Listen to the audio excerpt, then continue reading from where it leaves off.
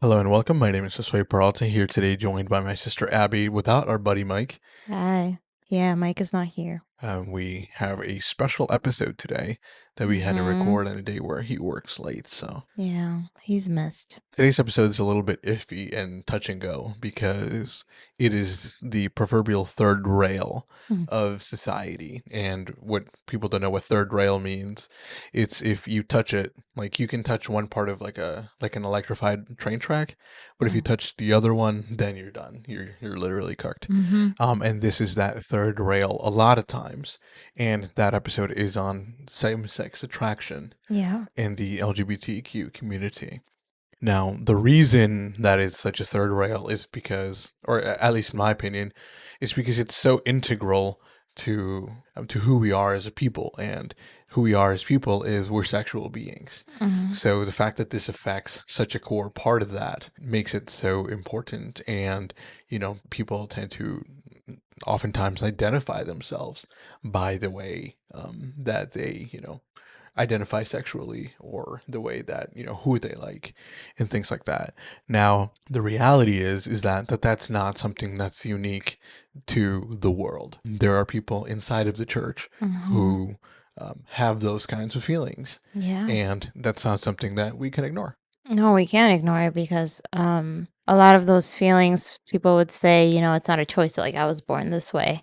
And I would say that we all have sinful tendencies, whether it Hmm. be you have a tendency to drink because someone in your family or it's just part of your DNA. Right. But it could all just be just a tendency you bring innate because you're sinful. Right. So it's a reality that exists in all of us because we're all human. Just because you're Christian doesn't mean you don't have sinful tendencies. And this is one tendency that now more than ever it needs to be addressed because the culture everywhere, it's all pointing you towards that Accepting that accepting sin. that lifestyle. And we as a church, we believe that's a sin. Hmm. And we need to learn how to have that conversation, how to address people who are having those tendencies, who are struggling with that, and say something. Because if we don't say something, social media is going to say something and they're going to roll with it because they have nobody else to lean on. That's true. And talking about this topic is very difficult and very complicated Hmm. because, like I mentioned, sometimes it's difficult to separate the sin from the sinner per se. Yeah. Like, like the saying, hate the player, don't hate, Don't hate hate the the game. game. Yeah, exactly. Now, we don't want to do that today. We don't want to start hating on the players. We don't want to start hating on anyone No. who has those types of feelings or who is currently in that lifestyle now. And it's often taken as a personal assault Hmm. when the issue is discussed, Yeah. and we don't mean to do that today.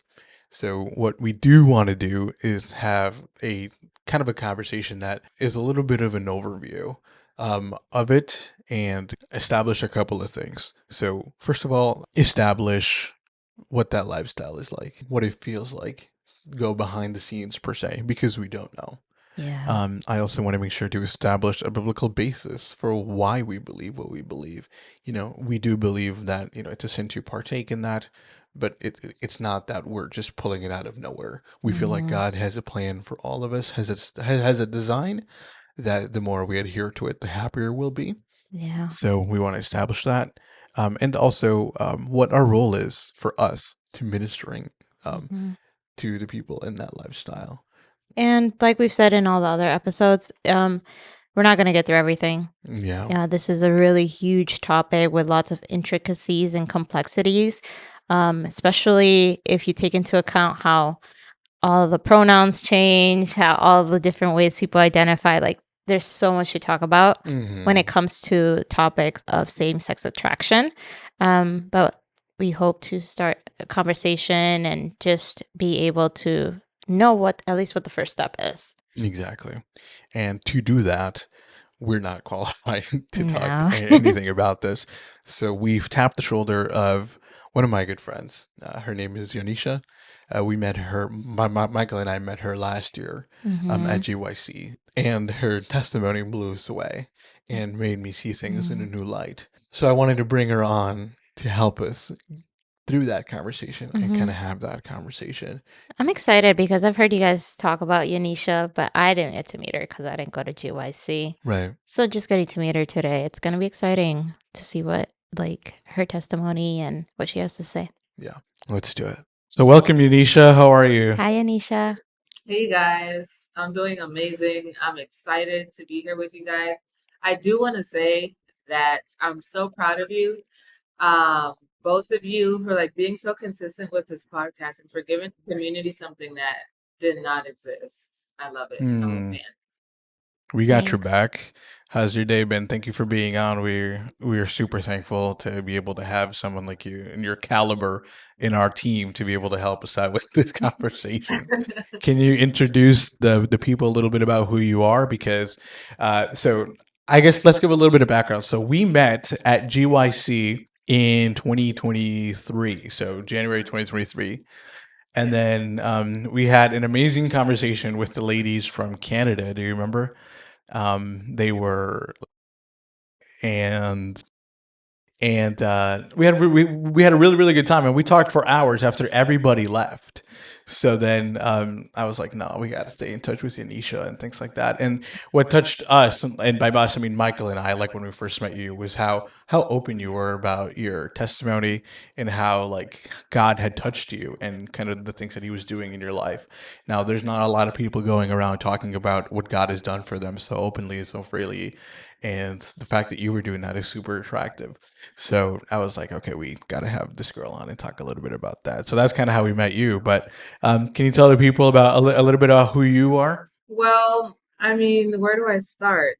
I'm I'm from Costa Rica, and I was born here, and I was raised in the United States, in Boston and in Georgia. And I really love both countries. My favorite place in the world is California because I feel like it's a mix of Latin America and the United Hmm, States. Um, Interesting, interesting. yeah.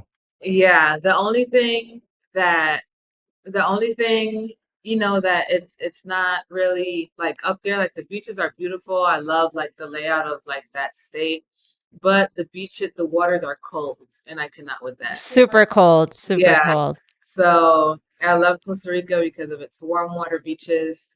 I am a vegan pastry chef. I used to own my own restaurant for seven So years. cool. Yeah, Mega they jealous. were the best years of my life and also some of the worst because during that time I did not know God on a personal level. I decided to close up shop. I went through like a mental crisis. I closed up shop, had a sabbatical, went on a sabbatical, and then now I'm back in the industry again, as a creative director, and vegan pastry chef at a restaurant. And I now incorporate God in everything that I do in the best way possible. And I really love food. I like to eat, and I like to read and be outdoors. Nice. I Yeah. love that you're a pastry chef. Like, Did you always love to cook, or was it like something you picked up in adulthood? Oh, I've always Or loved to cook. When I was little, my mom said that, whenever I was asked what I wanted to be when I was older, I would say I want to be a restaurant lady because I didn't know what the term, like the proper term for it was. And hmm. the restaurant lady it is. And I love it. Like, my mind always goes to food. Do you watch like those things on Netflix, like Cake Wars and stuff? Exactly, like Cake Wars Yeah. or like a whole bunch mm, of reels of people, showing how they make their stuff. Like my Instagram Yeah. activity, like the hours, my screen time on Instagram is ridiculous because like that's what I do on my in my free time is just like watch content, like food creators. Yeah. wow. Yeah. It's they really do get really creative. Like they make like elephants and like octopus with fruit or even just like those really realistic cakes. Do you make those? I do not. But okay. I'm more like a rustic This has a looks like my grandma made it type feel vibe. Nice. Yeah, I'm more like into that type of thing, and like I try to like cook and create as clean as possible, as in like no refined sugar, like gluten free, obviously vegan. Wow. Um, Mm-hmm. and so I like more like rusticy, simple but yet elegant and tasteful and attractive plating techniques. Yeah. Yeah. I mean, those really are the best desserts. Like, some of them look really ugly, but they're the tastiest things. And then you have the really pretty ones, and they just taste like plastic. Yeah. Yeah, and so my job is to make it look amazing and beautiful and taste well at the same time and be healthy for you. I love that. That's Yeah. awesome. No, it's awesome that you're a good cook because I definitely am not. In fact, I just like about 2 hours ago bought a rice cooker because I've And I been don't think it's working attempting. properly, I think I've been Yaneesha. It just attempting to keeps cook rice for rotating. years, and I've never been good at it. So I gave up and I bought a rice cooker, and let's hope I don't mess that up. But let's talk a little bit today about kind of your testimony. And when we met, before you had even started, you're like, "Hey, I want to show you guys something first." And when you showed us, I we didn't recognize you. What was it that you showed us that day? It was a picture of who I used to be or what I looked like in the past, um, when I had not yet met Christ. Tell us a little bit about that. Yeah, so when I had not yet met Christ, um, I I guess I labeled my well, people knew me as well. I was a lesbian. I don't like to say that term as was a lesbian Hmm. because it's like I don't know. I don't know how to explain it, but Mm. uh, I identify differently than I do now.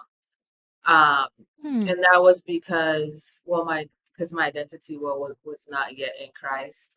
Where was my identity before? Well, is let me rephrase this. So before I met Christ, I went through a lot of like childhood traumas and things that shaped the identity that I had before. What was that identity? Well, I didn't trust men at all. Hmm. And so since I did not trust guys entirely, like I was physically attracted to them, but like I could not be emotionally connected to them at all. So I just discarded them and decided to be the guy that I wish men were.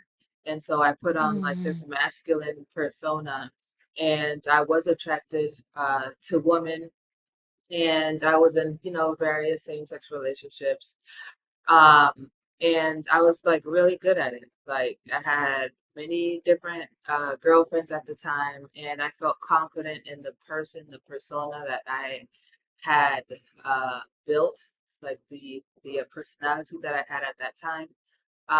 And I had swag. I was out here looking fresh and clean, and and these and these women um were all on my case, and I was just happy with the life that I had at the moment. I had literally uh aimed to achieve something.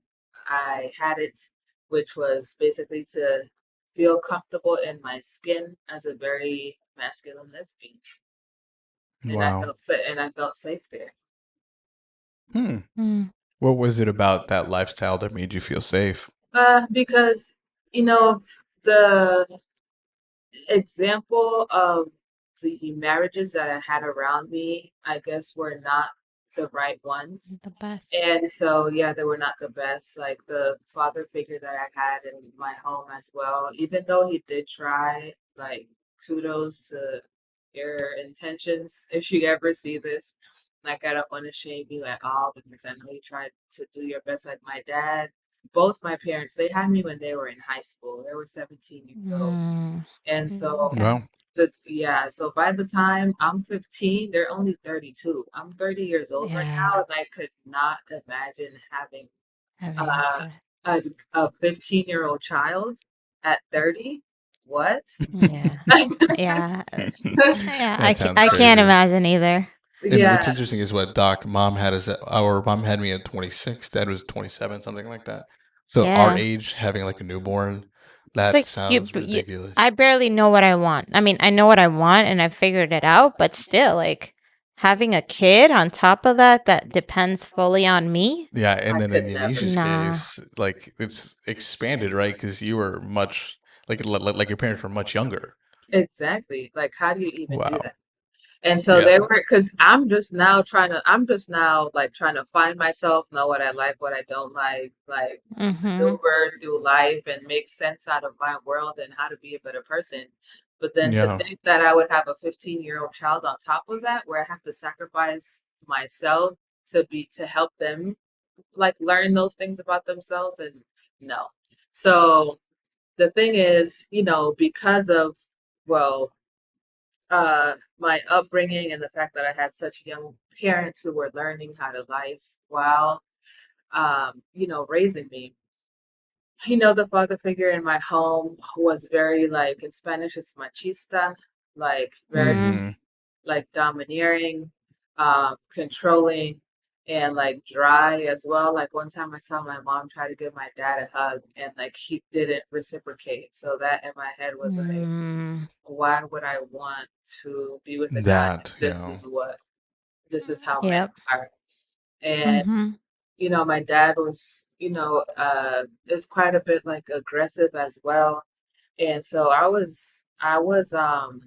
didn't feel, like safe. I was always like scared, nervous, anxious. Mm. And so in my head, what made more sense is, okay, I see that the males are the stronger breed in the human race. And so I feel like in order to be safe out here, I need to put I on, gotta be a man. then yeah, I gotta be a man, put on this masculine persona, and I would prefer to just treat these women the way that they deserve to be treated, and so that they're happy with this person that I have created, where I'm safe, and I'm Mm. also treating them the way I feel like a woman deserves to be treated, which I feel like wow. Mm. was such a, now like looking backwards, like a whole entire, like, my brain switched completely because that makes no sense. But at the time, it did. You know what I mean?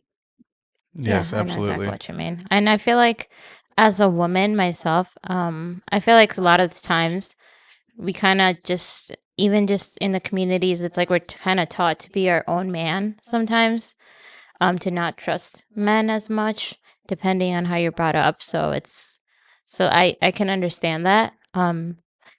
To what degree you you go in that varies, but I can identify a little bit.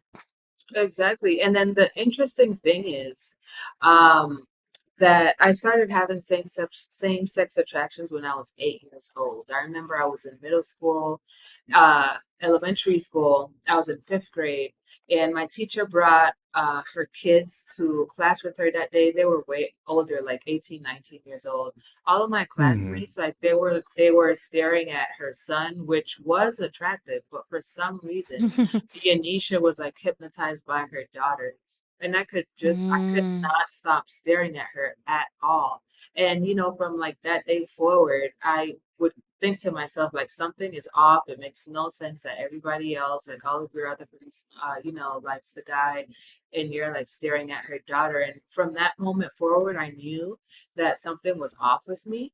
I didn't mention it to my parents because they were very strict Seventh-day Adventists. I think I did not Mm. mention that I did grow up in a Seventh-day Adventist home. Wow. And my Mm. parents were very intense about, reading the Bible every day, worshiping at, family worship in the morning, at night, going to church on Saturdays. Mhm. If there was church on Wednesday nights, on Friday nights, we were there. Friday nights, yep. Yeah. Wow. And so it was like very, very, very, very strict. So, like they did try to, and I was homeschooled as well, Mm. Wow. in the middle school. So like they tried. Yeah. But But I'm go ahead. no, you finish your thought. Yeah, I was gonna say that they did try, but the devil was devil. Yeah, I was gonna say that's a lot to go through. I mean, 8 is such a young age, and I was gonna Mhm. ask, like, do you remember how you dealt with that when you were younger? Like, since you didn't vocalize it, like, did you have an outlet? Like, how did you navigate that before um actively living the lifestyle once you chose to do it when you were older? So I suppressed it up until the age of 12. Uh, Before that, something else happened too that I would like to share. So, no, yeah, before that, at the age of 7, I was actually like molested by an older cousin. And so Ouch. Mm, that just added on to the I can't deal with guys anymore. Like I just can't. Hmm. yeah. Um, and so I suppressed it until the age of 12. And at the age of 12, what I started doing, because I just couldn't hold it in anymore, I had to take it out somehow, but without my parents um, knowing. So what I did Hmm. was, Mm, um, it was forbidden to have any electronics in our room at night. So what I would do is I would wait until midnight to when I know that my parents were completely asleep and crawl out of my bed to the kitchen to get the laptop. And I created like this catfish account mm, online of this 26-year-old guy whose name was Kyle. He was Blasian. And wow. and that's how I was able to like have long distance relationships with like various women all over the world. I Wow. was 12 at the time, but they thought I was a 26-year-old guy. I was able to like keep it up until like they would ask to fly out to Costa Rica to come see me or like would want a phone call or like video chat. And so to some degree, like when it would get to that, I would end the relationship and then start all over again with somebody else. So I did that from the age of 12 to 18 when I moved out. Wow. Wow. Yeah. And what happened at 18 that stopped? So what happened at 18 was I got my first job at Hewlett Packard. And so I moved out and I lied to my dad. And well, at work, I had met a guy who became my best friend. He was gay, and life with him was amazing. Like we would laugh all the time. We would always hang out. Um, and so working with him was phenomenal. And we both lived far away from the job. And so we decided that we wanted to move in together. So I had to lie to my Hmm. dad and tell him that I was going to move in with a friend, but a female friend that I had met Mm, at work in order for him to say yes. Good, like wow. he never asked to meet her or to Yeah. or to like help me move to like see where I was living or anything. And so that helped because I was able to get away with that lie. So 'cause first of all, as I mentioned before, he was a very strict Seventh-day Adventist parent who would not have allowed me, even though I was 18, would not have allowed me to like move in with a guy, and then more so if he knew that he was gay. Okay. Right. Yeah. Right. Yeah. So for those of us who don't struggle with same-sex attraction, and can't imagine it, what does that feel like from that perspective? Like, what kind of thoughts go through your mind? Like, what are the feelings? Like, can you put me in your shoes, for lack of a better term? Especially Yeah. like as an Adventist, not just as somebody who, who has those feelings outside of the church, but somebody who grew up in the church and has those feelings. Yeah. What is that like? This is why I had like decided that I didn't want anything to do with like Christ anymore. Um, because like it doesn't feel like something that you can control. Like it's a sixth sense, you know, like I can't decide, oh, today I'm gonna like guys and then tomorrow I'm gonna like women. Like it's not like that. It's just something that it's just like naturally comes out of you. Like when you see somebody you like, you don't decide that you like that person. You just naturally like that person. Like Hmm. it just happens. So the same way a heterosexual person would see someone that they like, it's not something that they chose to do. It naturally happens because that person just appeals to them. It's the same thing with someone who has same sex attraction. Like I didn't choose this. If I could be straight, I would because, like gay people are get rejected by the church, they get rejected by society. Like people, like they used to get killed in certain countries just for being gay. So like, who would Mhm. voluntarily choose to be gay? Like, it's not something Mhm. that you choose. And I remember that, my dad one time, um, he told me that being gay is a choice, and we had gotten into an argument because I'm like, no, it is not. Like, I Hmm. didn't wake up today and decided that I wanted to like women. Like, if I could stop it, I would, because I've been rejected by, like, I got rejected by him when, I was outed because I didn't come out the closet. I was outed, and it was one of the worst days of my life. Mm. He told me that, he would not be proud of me anymore for anything else that I ever did in life because I was living that lifestyle. And it's like, what do you do when you get rejected for something that you didn't even choose to be? And so that was the time when I decided I didn't want anything to do with Christ, because since my dad was like the closest thing to Christianity that I knew, I was like, if this is what being a Christian is, I don't want parts of I it. don't want it. And then Mhm. and then I also feel like it's not fair that God is going to punish me for something that I didn't choose to be. Like, Wow. and so it was like very frustrating to me. And that's when I decided that I didn't want anything to do with like Christianity because it wasn't making sense. So, how were you treated by like those people in church? Like what kind of things did they say? Did they like exclude you from things? Did they just ignore you? What was that experience like for you? They bombarded me with like Bible verses that I already knew because I grew up in the church. So I already knew what the Bible has to say about it. Like, I know I'm going to hell. I know what God. When you say it like that, it sounds.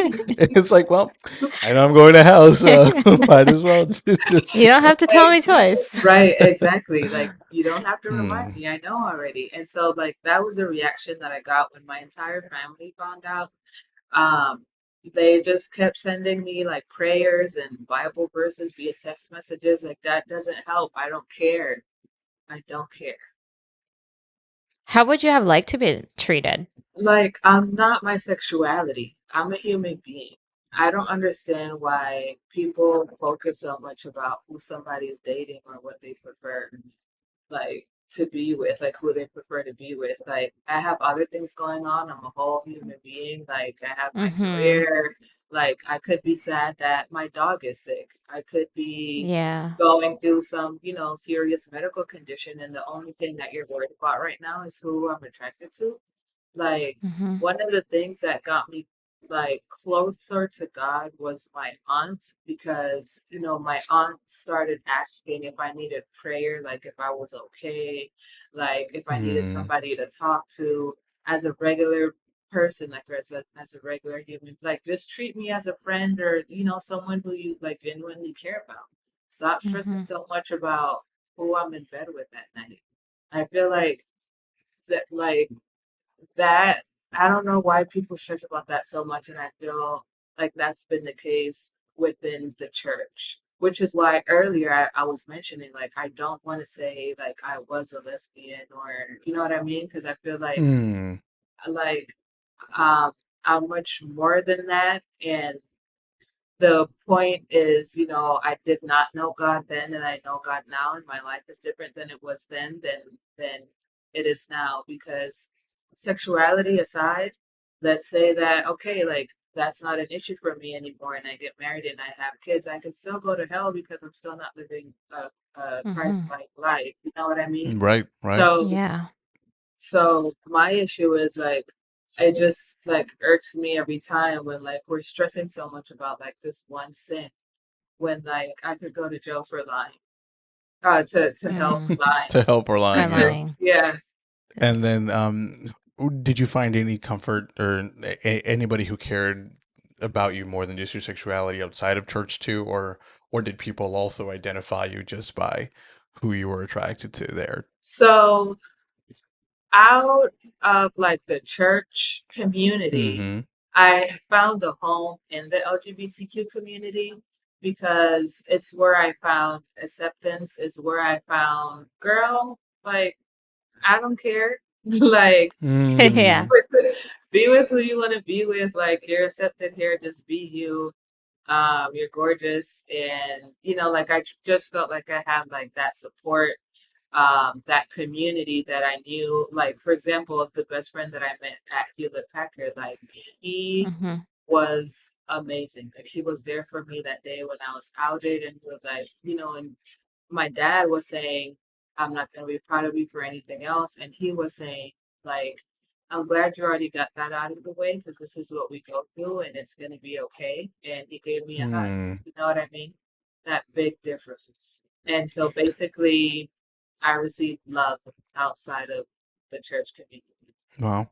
Now, did you, during that time, let's say when you did get outed and when you left home, do you feel like you lost your faith? Did you never have it? Or how did you kind of go through or like balancing those ideas of like, maybe I'm a Christian and feel this way, or I'm not a Christian at all because I feel this way? You know what I mean? Yeah, one thing about me is that I don't like liars, I don't like hypocrites, and I don't like to be two-faced at all. So I knew that I had to leave the church in its entirety because I knew what I was doing was not according to, the Bible or God, or what was okay with God. So that's when like I lost my faith. But interestingly enough, I kept reading my Bible every day. Like I would wake Mm, up in the morning and read a chapter of the Bible. 2, 3 Hmm. hours before I would be smoking a blunt or getting high or at the club with some woman. You know what I mean?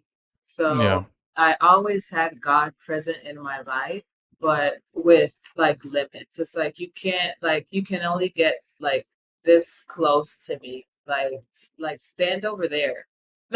Like I know you exist, but some things you say make no sense and your people are being ridiculous. Um, but I acknowledge that I'm alive and the good things that happen to me are because like you are helping me do life. Yeah, and I think as Christians, we all do that, right? We all a lot of times, most of the time we put limits on God. Like you're here and like you can help me with this, this and this, but when it comes to this, I got it. So it's like it applies to all of us. Like we need to learn to work through that so God Yeah. encompasses all aspects of our life. Hmm. No, that makes sense. Now, if I may, I mean, I just kind of want to circle back because this is something that just kind of popped out to me. You said you would read the Bible, 3 hours before going to smoke a blunt at a club, with a girl. Now, um, I didn't mention anything about smoking or clubbing or anything like that. Now, is that something that like you were just kind of into per se, or do you feel like when you got out of the church, you just gave yourself permission to just be like, screw it. I'm like, no sin is off the table. Um, like, and I'm specifically referring to like smoking or, I mean, or and clubbing because those are the ones you mentioned or something like that. I mean, I'm just curious. Since I grew up in a very restricted home, when I finally moved out, it was like I'm doing everything. Like I Okay. want to Yeah. know what freedom is and I will live it till the day I die. So would I was a hardcore partier. Like I would Mm. party from Thursday night all the way up to like Friday morning, sleep for two Wow. hours, get to work, get off of work, take a nap, party again Friday night until like 5 a.m. on Saturday, sleep all day Saturday to go partying again Saturday night, all the way up to Sunday morning. And I would do that every weekend for like from the age of 18 to 21, nonstop. Whoa. Abby, could you imagine being that young again to have that kind of stamina to No. like to do something like that? That is crazy. I can't Yes. even fathom. And then Yes. you said through the age of 21, like so what happened at 21 that you're just like, okay, I'm done with this lifestyle? Oh, Or did you shift to something else? What was it that happened at 21? I shift to trying to get my money up. Like I'm a very goal-oriented person, and so Yeah. the restaurant lady spirit came back, and so that's when I ventured into entrepreneurship and I started my own business. So I couldn't like being an entrepreneur and partying, you cannot. So I That's needed true. Yeah. I needed that money to invest in the business. And so from age 21 to 28ish, uh, I was, running my business. So I wasn't partying as much. And when I wasn't working, I wanted to sleep. So, That makes Yeah, that makes sense. sense. Yeah. yeah, partying was Especially no when you're your own longer an business. I option. mean, work is already hard as it is. Like a lot of people want to just do that, Mhm. come home, and then fall asleep anyway. And then running a And then now restaurant. running a restaurant just adds to the stress on that too. Mhm. So Yeah. I definitely see where you're coming from. So I guess fast forwarding to that point, if we shift, I guess, gears to a little bit like, what was it like during that lifestyle where you were enjoying it, you were, running a business, although as exhausting as that was, etc. When came the inflection point where you're like, okay, well, something is off about my life where maybe, something needs to change that triggered maybe you coming back to God? Like, what was that thought process like in your head? Because I know it's never linear. Like, as an experienced sinner myself, it's never like just like a one decision thing. It's kind of like little thoughts that lead you to coming back to God and making things. So, well, what was that like for you? Well, I started like getting sad for no reason. Like my business became very successful. Like I was on local news, uh, like national Ah, TV, the newspaper. I was able to travel when I wanted to. Like money, Hmm. like cool. Sounds familiar. yeah, like I always remember these lyrics because I remember that I wanted to live this lifestyle so much, and I had finally had it. Where it's like money ain't a thing if you got it, and like I finally had it, and Hmm. it really was not a thing. Like I could do whatever, be with whomever. Like I was in a relationship with like a beautiful woman at the time. I had my car. I was independent. My family wasn't bothering me about the Jesus thing anymore. Everything seemed to be like going like so smooth. Um, I had even gotten like a huge contract with like a huge like restaurant chain, like an Wow. international restaurant chain. Yeah, I will say it with Denny's. Denny's, Nice. yeah. And I No used to sell. surprise there. Look at you go. What'd you make? What'd you make? Maybe we ate it one time. Well, the Or Denny's in maybe just Costa Rica. regional. Yeah, Yeah. Oh, it's in Costa oh. Rica, but there were plans to, expand and go international. But, everything was phenomenal. But I was just like so sad for no reason. Like I would Hmm. like be taking showers and start crying or like driving to work and I would start crying and I'll try to think to No myself like, way. Yaneesha, why are you sad? And I would try to think like what is like okay, like what's going on? And I could not come up with one reason why I was this sad. And I tried to put it away. Um, and then to the point where it was so unbearable where like my chest would like physically hurt now. It wasn't like emotional Mm. hurt anymore, but on top of it being like emotional, like It's like physical. right where my heart was, like physically my chest would Mm-hmm. like hurt. Like my heart was hurting, like literally. Increíble. Mm. And so, I contacted my aunt, who by then we had built rapport because we used to talk about my day and like us pray about general things, not my sexuality. So, um, Right. so I had the confidence to call her up and say, like, Dia, I need help. Um, like I'm sad for no reason. I don't understand why. And so she suggested that I, get like professional help. So I started going to a therapist. And in my first session with that therapist, she asked me if I believed in God, and I was like, yeah, yeah, why? And she said, well, because here we're non-denominational, but we do believe that Jesus Christ is the one that's going to help transform your life and Mm. provide you with that happiness that you're looking for that you've lost. So, like, is it okay if we pray during our sessions? And I'm like, yeah, sure. I was raised in church, so it's fine if we pray, not a problem. Um, and so I would go, to see her weekly. And this one day, she prayed like she normally does, but this time she said, God, can you please show Yaneesha what your will is for her life, like what you would like for her? to have, and like I saw a thing, guys. Like I saw a vision.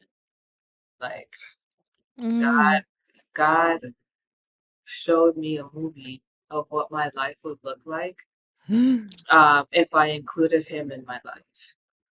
And Wow. okay, so our eyes were closed, obviously, because we were praying. So when she said that, I saw like the following, but my eyes are closed, and I'm feeling like I'm like actually like okay, let me start. So I'm on this cliff and I see like the edge of the cliff in a like distance, like in front of me. There's a pressure behind me that's like pushing me towards like the tip of that cliff. So I'm like looking behind me to see like who's pushing me. You need to go because like you're trying to push me off this cliff and I'm about to die. I couldn't see anything. It was like this invisible force that was behind me. Eventually, that power or pressure pushed me to the tip of the cliff, and I'm now like hanging from the tip from both hands, feet dangling. I remember vividly. It was like some like dust and like pebbles that were like inserting in my fingertips from how hard I was trying to like grasp myself and climb back on the cliff. I was slipping Mm-hmm. and then I was terrified. I was so scared that I was actually like crying in real life. Like I had never felt so scared in my entire life. And I literally felt like even though I was sitting in her office, I felt like I was like in it. There. So I was yeah, so I was crying and I guess obviously she could see that like I'm terrified of something. So she's like, Yaneesha, are you seeing something? I'm like, yeah. She was like, okay, like tell me what you're seeing as you're seeing it. So I'm like, I'm about to fall off this cliff. My hands are slipping. My feet are dangling. It's like dark below me. I try to see if I can land, if I let go, if I could land on something. Not at all. And so she's like, Yaneesha, like, don't worry. Like, just take a deep breath and let go. I'm like, what do you mean let go? If I let go, I'm gonna die. I don't know what's like underneath. She was like, it's Mm. okay. Like, let go. And I was like, no, I'm not letting go. And I'm like crying. Like, I'm crying in fear. And she was like, Yaneesha, Wow. we're gonna count to three and you're gonna let go. So she Mm. counted with me. Well, she counted, and when she got to three, I let go. When I let go, I fell into like it felt like a how like when it's hot outside and you take a cold shower it actually feels good. That's what it felt. Yes. Yeah. So that's what I felt immediately Wow. when I opened my eyes in that vision. I was like in this huge body of water. It was like an ocean, but I was underwater. So, and I saw like this light. So I swam towards the light. And when I swam towards the light, I eventually like arrived at this beach. And when I got out of the water, I had on like this white gown and my hair was like super long, like to my shoulders. At that, I need to send you guys a picture of how I looked before because Mm-hmm. the way that I had fell into the water was completely different. Like the person that fell in that water was completely different than that person that got out of Mm. the water and that was wearing that white gown and that long hair. So I'm on the most beautiful beach that I had ever seen in my entire life. There's not a place as beautiful as that place. And I'm walking on the beach, and to the left, to the distance, I see my husband and my son. I don't see their faces. I don't know who they are, but I know that they were my family. And so Mm. so I'm telling my psychologist, like, I see my husband and my son to the left, and she's like, your husband. Because, like, she knew, but, like, we had never talked about it. And that was something that I appreciated a lot about her. We never touched my sexuality up until God brought it up, literally. Wow. Mm. Yeah. So, because I went to therapy because I was sad and I wanted to be happy, not because I was gay and I wanted to be straight, right? Yeah. Mm-hmm. So, Yeah. so I'm like my husband and my child over there having a good old time. I didn't go over there. I just kept walking straight. And so the beach turned into like this forest, and the sky of that forest opened up, and God was there, like literally sitting on his throne, and all the angels, well, the angels that were there were like flying like back and forth behind him, but like super happy. There was like a party in heaven. Like everybody Wow. was like so vividly excited, like the excitement could not be contained. And God looked Wow. down, yeah, and God looked down on me And he said, "Well done, my good and faithful servant." And he was like just smiling and so proud of me at that. Like the feeling I had after God said, like, "Well done, Yaneesha." That was a beat like I cannot explain. Like the level of like satisfaction. When he said that, the sky closed back up, and the how do you say, like I turned around, like the scene changed, where you can now Yeah. see like my family is now like walking towards me. And that's when I opened my eyes and I was in the room with my psychologist again. And I was crying, but I was pissed. She was crying, but she was happy. And she was like, "Yaneesha, why are you so bothered? Like, what's happening?" I'm like, "Because he's asking for something impossible. Like, I don't know how to be a woman. Like, he's asked, that's too Mm. hard. Like, I can't do that. He's asking for too much." And like, she just reached over and touched my hand, and she was like, "If this is what God has in store for you, if this is the life that he would want for you, he wants for you, he will help you get there." So Yeah. the most awkward thing is that my girlfriend was outside waiting for me to take me on a Whoa. Yeah. date. Yeah. So after That's that, confusing. yeah. So after that, that vision just kept coming to my mind. And what's so interesting about that though is that God knew, when I was little.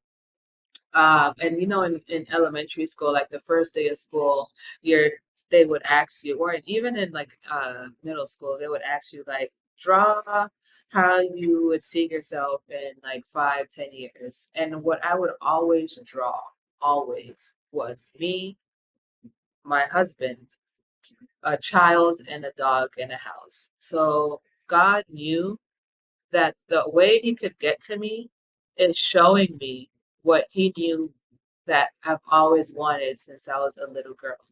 And so that was my Mm. confirmation that I knew God was specifically telling me, like, I know that you've been looking for love all your life and that you want to be loved genuinely, and that you're Hmm. scared. You're scared because of what you have been through, but this is what I have for you if you choose me. Because I was very, very, very unhappy, but in that vision I was beautiful, I was feminine, I was so happy, and I was with a guy who God had in store for me. So after that vision, I tried to break up with her multiple times, was unsuccessful, until like 6 months later I was successful in breaking up with her. And I told her, I feel like God wants me to be with a woman and not with a God wants me to be with a guy. A man. Yeah, and not with a woman. And she was very pissed. She was like, "I went through this Jesus crisis as well, and it didn't work. Look at me. I'm still with a woman again." And so, like, just forget about it. It'll like Hmm. go away. And I tried to, but I just couldn't forget that vision. Um, and ever since then, I've noticed that whenever I'm around God or place myself in the presence of God, whether that be reading the Bible or, enjoying gospel music or praying to Him or journaling, because I pray better when I write it down. So, like, Hmm. I have a hard time concentrating when like I'm actually like have my eyes closed and like praying. So whenever I pray to God, I actually like journal all of my prayers. Um, and so like Wow. those moments when I have like those intimate moments with him is when I didn't feel that like chest pain anymore. Like I was happy. If I'd watch sermons online, like whenever I placed myself in his presence or wanted to, study his word, Yaneesha was at peace. So I kept doing that until my anxiety and my depression was completely gone. I did ask Wow. him, however, uh, I said, "Okay, like, if what you showed me in that vision was you for real, I need for you to not allow me to be with any other male or female until you introduce me to the man that you have for me, the one that I saw in that vision."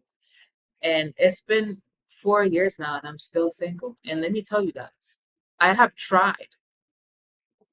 I have tried Mm. to be with, meet people, like date people. Yeah. And he is literally, this not may not be an appropriate word, but he has literally has been cock blocking me. I feel like I should write a book called Cock Blocked by God because he kept his promise and he's still working on me until he's ready to introduce, that person. But I can say that I am happier now. And one of the things that people like misunderstand is that there are many different sins, and sin eventually leads to unhappiness, which is what I Mm-hmm. experienced. I thought I would be happy living in my sin, but when I was able to obtain everything I ever wanted in life, I realized that I was still unhappy. So Mm, whatever sin that you choose to that you enjoy, Indulge in. if you indulge in it, it'll eventually lead to unhappiness. And so what I've learned yeah. is that having Jesus in my life has brought me peace, has brought me joy. And yes, maybe there will be a time, and there has been moments where I see a woman that I find attractive, but I remember that it's not worth it. Like, I have the choice to say whether, I might want to entertain this or not. And, I'm always reminded of how not okay I was, and that is what motivates me to like stay on the right path and like not entertain something that I know is going to lead me to unhappiness Right, right. and eventually death. I would say that though the feelings of, being same-sex attracted in my case has gone away. I'd say like 80%, 85%. Will Mm, it ever go away in its totality? I don't know. Time will tell. Time will tell. Only God knows. But he does say that every creature is new in him, and old things are passed Mm. away. amen. All things are Behold, become all new. things are become new. Yeah. So I do believe that it is possible to be completely healed and to not have to deal with to not have to deal with sin where it now has a hold on us.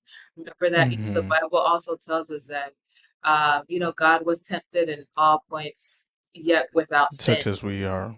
Yep, Yeah, Yeah. without sin. yet without sin. So it was like, okay, like we could be tempted, but like indulging is something like entirely different. And that's Hmm. where the willpower comes in. And I feel like now I Mm. do have the willpower to resist when before I could not resist. And that's the difference. Like God gives you the strength and the power to say, no, no, no, no, no. We're not doing that today. Hmm. We're not going to entertain that today. Whereas before, we like I wouldn't even think about it now, and I would just act on it. Where before I Hmm. mentioned how it was just like a natural impulse, where it was just something natural that would come out, and you don't reason, you just like act on it. But with Christ, Mm-hmm. you have that self control to be able to say, "I'm not doing this today," and that's where Yeah. I'm at right now. Well, I love that because one of my favorite verses is First Corinthians or Second Corinthians 12:10, where he says, "My grace is sufficient for thee, for my strength is made perfect in weakness." Like in our weakest, in all of the choices, like we can claim God's strength for it all, so He can help us amen. through it and not indulge it. That's true. Now, you mentioned that, you're your happiest now. And I guess I'm wondering, what is it, like what biblical truths or what is it that you anchor this new happiness on, in this journey that you're at now, post, coming back to Christ? So like, what do you anchor your new faith on What I anchor and my your new faith, happiness? my new happiness is there's also, a verse. I don't know where exactly it is, but it says, "I give you peace, Mm, uh, Mm-hmm. not like the world does." So, like mm, the world may promise us a whole bunch of things, money, fame, uh, happiness, joy, but like that peace that passeth all understanding. Shoot, when that Jesus peace hit me, It's real when it says, you shall it's guard your heart. exactly. There was like no coming back. Like after you can sleep good at night and really have peace amidst all these trials and temptations and everything that this like the enemy throws at you and still have Mm-hmm. peace, like that's insane. And that's what keeps me close to God because once you've been like depressed and like anxious and had suicidal thoughts and like just not okay Mhm. mentally or like spiritually, to Yeah. be able to like, when God shows up and says, "Peace, be still," and it's like that. Yeah. There's nothing else better than that. Feels pretty darn good, huh? Yeah. Now, I'm curious to see your thoughts on some people who might say that, why not practice that lifestyle and be a Christian at the same time? What are your thoughts on that? And do you feel like they can coexist? Okay. Let me ask the following question. Hmm. Can someone be a Christian drug addict? I mean, yes, right? Yes and Because we all no. struggle in theory, but I guess you would have to recognize it as a struggle. I guess is what you're saying. But I'm Right. curious where you're Uh-huh. going with that. I'm curious. Yeah, because okay, I feel like I feel like to be a Christian doesn't imply that, we're perfect, right? We each Hmm. Mhm. have our struggles. It Yeah. implies the opposite, as a matter of And fact. so right. And so if I identify as a Christian, which I do, I can't not abide or try to abide by God's rules. There are, certain people who say, for example, I'm a gay Christian. You are like actively living the lifestyle, yet at the Mhm. same time saying that you're a Christian. Can you be a Christian and actively not even try to stop sinning? You know what I mean? Like, There, yeah. I feel like, Yeah. so that's where my Christian went with, can you be a Christian drug addict where it's like, or can I be like an alcoholic Christian? Are you a Christian and you're struggling with alcohol and you're fully aware that Hmm. alcohol is not good for you and you're trying to take these steps to stop drinking? Or are you holding both of these and you're walking, Mhm. with both of them? I feel like there's a difference between I'm a Christian and I'm trying to stop, and I'm a Christian, but I want this too, and we're gonna do both. Yeah. Right. I mean, the Bible does say we can't serve two masters because you'll hate Exactly. one and love the other. Yeah. You can't serve both God and mammon is the Mhm. KJV version of that. Yeah. No, that's fair. And I guess driving around certain places, you see different churches with the rainbow flag, which does not mean Noah was here or a remembrance of Noah type situation. So like that entire community has co-opted that. But how do you feel about like entire churches taking up that ideology, um like because you're saying that it's not something that you can that you chose to be, you know what I'm saying? So people might take that and run and say, "Oh, well, if I can't, like, if it's something I can't even choose, why fight it?" um I guess what is it about Christ that you see now that would make you differ from that opinion? The difference now from then is when you have Christ in your life, He's the one that's going to give you the strength to be able to not even want that anymore. I left this piece of Mm, information out, but what helped me to be able to break up with the girlfriend that I had at the time is that being intimate with her was no longer pleasing. I couldn't even kiss her or even hug her. I was disgusted. And this was something, wow. yeah, and this was something that a person that I loved a lot, like I found her physically attractive, and I liked everything Hmm. about her until God stepped in my life. And so when you voluntarily choose to, because God's not going to force anybody to do anything they don't want to. But when you're like, Hmm. hey, God, can you help me with this, please? Like, I'm struggling. Like the prayer I said, God, if that vision is real, do not allow me to be with anybody, male or female, until you send that person that you want in my life. Like, when you give God Mhm. permission to step in, He'll do that. he will help you to be able to choose. Now, if you don't want that help, you won't have the power to say no. You're just going to act on your impulses, on your natural, sinful, human flesh nature to go after what we want and satisfy self.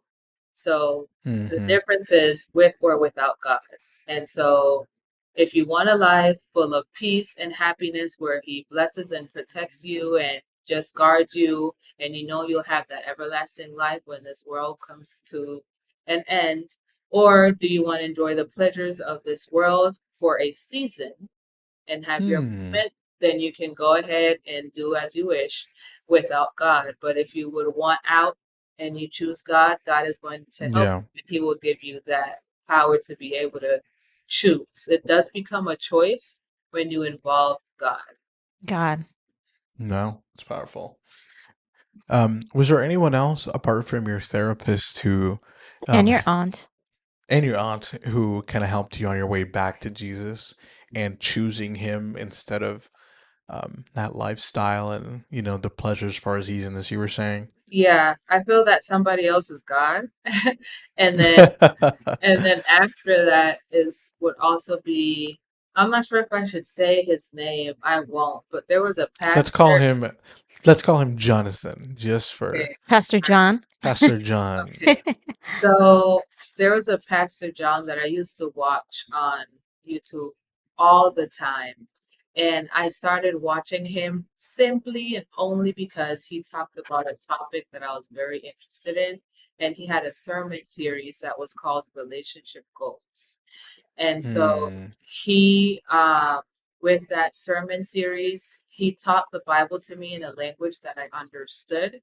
He Hmm. it was modernized because as a be coming from a conservative Seventh Day Adventist home, like church got really boring. So to be able to see that church was presented in a fun, entertaining, and understandable way, that really caught my attention, and I was able to understand the idea that God is not who I thought He was through His sermon series. Hmm. So then, I imagine that, heading back into, church and things like that wasn't necessarily easy, especially when people had been looking at you as type of way for a long time. Um, what was that like going back? Just again, like how were you treated by the church on your way back? Um, Everyone was super, well, not mostly everyone was super happy for the most part, but Hmm. I was like I didn't really care about what anybody thought, to be honest, because Wow. because if I'm being honest, I have like a love-hate relationship with the church establishment. I'm not sure if I don't know how to put that. I don't know how Yeah, to we'll, word. yeah, we'll just call it the man.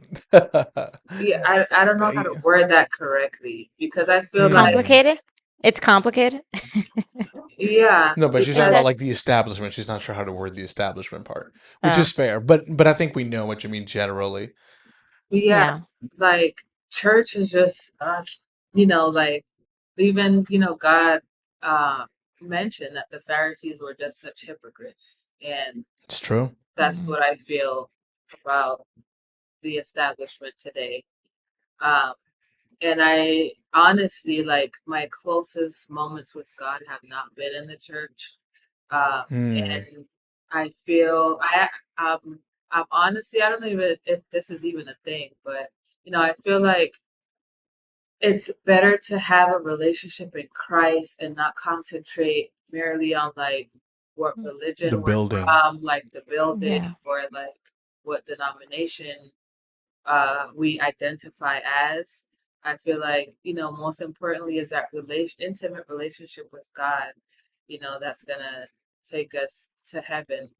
Um, yeah, that's what has brought me like more happiness. Like, because if I Hmm. focus on, the people in church, it's like very disappointing of things that they might do or say, the wrong examples they have given me and others.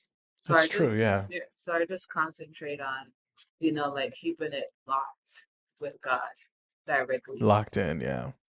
Now, I feel like a lot of us who, don't have a Yaneesha or haven't really encountered somebody in that lifestyle, or frankly are just ignorant. We just don't know. And that's the reason why we're having this conversation, to get rid of that ignorance and kind of hear the other side of the aisle, and how we can circle back to God in that way. For those of us who may be ignorant, what kind of conversations should we be having, and what should those conversations be? Like, you know what I mean? Like, what can people in the church do more to, or do to, I guess, help better understand, the Yaneesha before that, kind of, let's say, I mean, I don't know if you mentioned that they pushed you away, but we've heard stories of, the church pushing people away. So what kind of conversations do you feel like would be prudent to have nowadays, regarding the issue? I would say to look past the person's sexuality. I feel like sometimes when people see like a gay couple come into church, everyone's like, "Oh my goodness, like how do we have them keep coming to church so we can evangelize to them?" Like, would you say that if it was a straight, if it were like a straight conservative looking couple? Like, I Hmm. just feel like we should not put so much weight on the visible sins, and just treat a person like the person that they are. Like in the ministry of healing, which I'm currently reading, Ellen mentions how Hmm. God would first take care of the needs of that person before And even then bid them and follow me. then bid them follow me. If it's even like sometimes it's not even necessary to like preach a sermon or pull out the That's Bible. true. Like That's if you true. just get close to the person, understand like their needs and help them out, be their friend. Like Hmm. that helps way more than pinpointing what their sin may be and trying to show them the Bible text that tells them that they're not living a Christ-like life. Hmm. Fair enough. So, I had a question. Because you mentioned earlier in the talk of like, those people that were just reading those Bible verses and like essentially reminding you that you were going to hell. Knowing what you know now, how would you balance the fact of like accountability in like, how we as church members, we're supposed to like pray for each other, kind of like hold each other accountable, not judge. That's a whole totally different thing. Right. Um, how would you have a conversation of like accountability? Let's say with someone that you know, right? Does my question make sense as to how where do you find the balance? Right, Because because like you I feel like a mentioned lot of people when they try to read you all those verses, they're like attacking your sin in a bad way, judging you. Like you're going to die. So, like, how do we find that balance or how do we have that conversation in a way that doesn't alienate the person just for the sexuality? Because, like you said, we are more than just our sexuality. Yeah, the way I usually go about it is I've seen this happen time and time again from personal experience. Mm-hmm. I'm being me, I become your friend, right? Like, Yeah. hey, like I just start talking to you about whatever. I just want to get in touch with you. Normally, I have this thing with God. I'm gonna have you in on it, where I've been praying to him for years now, and I ask God, whoever I encounter, whoever I interact with, whether it be virtually or physically, I would like for you to automatically add that person to my prayer list. So when I hmm. pray, I said, God, please help all of the people that I have interacted with physically and virtually, and the people that they have interacted with physically and virtually, transform us, renew our minds, forgive us of our sins, and help us to understand you better. So I intentionally try to meet new people every day, even if it's just with a hello, a smile, I open the door for you. And so Yeah. if I get to have uh more contact with you on a day-to-day basis, and we're now on like talking terms where we're like friends now. And like, for example, my boss, she there was an issue with the Sabbath where they wanted to fly me out for this work trip, and I told her no, like I can't do Saturdays. And eventually, like weeks after, she was like, so what do you do on Saturdays? And so then I got the chance to explain to her, that I have my date days with God. and I spend them with God, and I try to appreciate what He has done for me. And she was like, "So, what religion are you from?" This is that and the third. Like the occasion to be able to be a witness for God will come. We do not have to push it or try to initiate it ourselves. Let's just like be us and like move uh, as an example, Yeah. trying to always remember that people are watching you and just try to be the best Christian that you can be. And they will start asking those questions. And Yeah. you are now preaching to them because they ask. So you're not forcing the Bible or religion or nothing on them. You're answering their Mm. question. And they will give you the opportunity to be able to tell them about Jesus. So, and that I have learned out of like this has happened to me with multiple people in my life. Wow. So following up on that, just switching it up a little bit, how about what would you do if it's like a youth in the church coming up to you and asking you like, hey, like I've been having feelings towards the opposite sex, or sorry, the same the same sex, and I know it's not right. Like, what do I do? Like, what do we say? Okay. Yeah. I have had moments like those before, and I asked them if like they're really willing to um, go all in and like have God That's a take very good control. frame. Yeah. Yeah, because if you're willing to have God take full control of your life by experience, He will help you. Like I know because I was like, God, please do not. Like I know I do not have the strength. I love women. I love the way I look. I love the way Mm. I look, the way I am. I love how they look. I love being with them. And if you want me to stop, do it. And then also Wow. after asking him to do that for me, I also prayed for him to help my unbelief because all things are possible to those who believe. If you don't believe that God can change you, you will not be changed because you're living in Mm, unbelief. So if you're lacking faith, the Bible also says God is the author and the finisher of our faith. So we need to be praying for faith, for Him to help our unbelief, and also submit entirely so that He can now take control of our lives. So even if we try to go back into that, we can't because we asked Him to take control and we gave Him that full control, and so He's not going to let it happen because we're giving Him control of our lives. So if you're 100% willing, do you believe and do you really want this to happen? And let's pray about it and just like continue to believe. I love that because it comes from a place of asking, um, what are you seeking to find in this conversation? We're True. not being not imposing what you're going to tell them or your belief. It reminds me of like when someone brings a conversation up to you, it's like, what do you want? Do you want me to listen? Do you want advice? Mm. So it's like that mindset of like, it's not just me telling you what to do, but rather it's like, what are you hoping to achieve? Hmm. Yeah. And we can do that in a Christ centered way too. Yeah. No, I like it.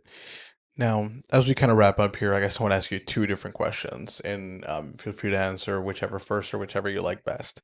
Real quickly here.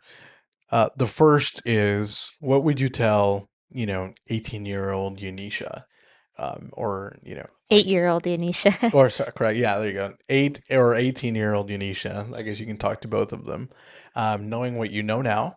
And then the second one is, what can we do as a church to reach out to people who may be living in that lifestyle? Okay. First question, what would I say to 18 or 8-year-old Yanisha is like, you're not alone and you're not the only one going through this because that's what I thought. Mm, Um, there are others as well. Um, you were not born this way. You were conditioned to be this way, but you think you were born this way because you first started having these thoughts at a very young age. And so it would make sense to you that you were born this way, but you weren't. mm, Um, and someone is going to help you to be able to get out of this if you want to get out of this. and you could get out of it now and avoid everything that you're going to go through in the next few years, or you could see for yourself and see that we're going to end up in the same place. One thing that I love about God is that He allows us to see for ourselves, which is why He has not yet come. Which is why He did not kill Satan True. when Satan started sin and decided to rebel, because He wants us all to see for ourselves. Like, you can live the life that you choose to live, and this is what's going to happen. You could also choose to be on my side and then see that this is going to happen, but He doesn't want to impose opinions or like His beliefs on us. He wants us Hmm. to see for ourselves. And so we can go and see for ourselves, but we're going to get hurt. And Mm. it can be avoided if you trust me and like take this path instead. So does not have to deal with a whole bunch of emotional damage that could have been avoided. No, Mm. that's fair.